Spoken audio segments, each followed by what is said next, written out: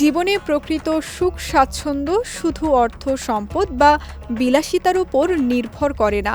অনেক মানুষ সীমিত সামর্থ্য নিয়েও মানসিকভাবে শান্ত ও পরিতৃপ্ত থাকেন।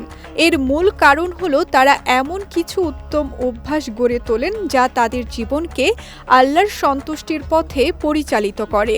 ইসলামের শিক্ষা অনুযায়ী একজন মুমিনের জীবনে স্বাচ্ছন্দ্য আসে আল্লাহর স্মরণ, ইবাদত ও উত্তম চরিত্রের মাধ্যমে। আল্লাহর জিকির মানুষের অন্তরে প্রশান্তি এনে দেয় এবং দুশ্চিন্তা দূর করে। একইভাবে নিয়মিত নামাজ মানুষকে শৃঙ্খলাবদ্ধ, আত্মসংযমী এবং অন্যায় ও অশ্লীলতা থেকে দূরে থাকতে সাহায্য করে।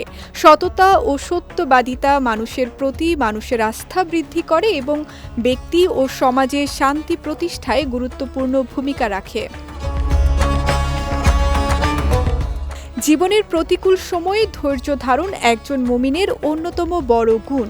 ধৈর্য মানুষকে হতাশ না হয়ে আল্লাহর উপর ভরসা রাখতে শেখায় এবং কঠিন সময় অতিক্রম করার শক্তি যোগায়।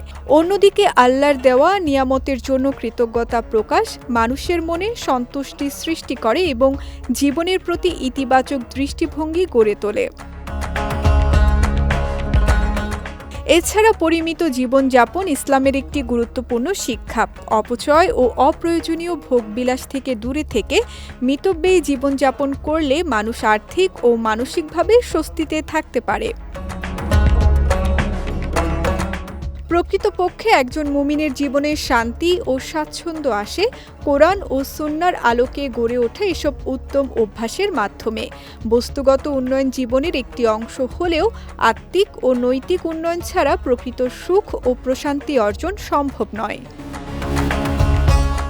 বিজয় টিভি নিউজ ডেস্ক।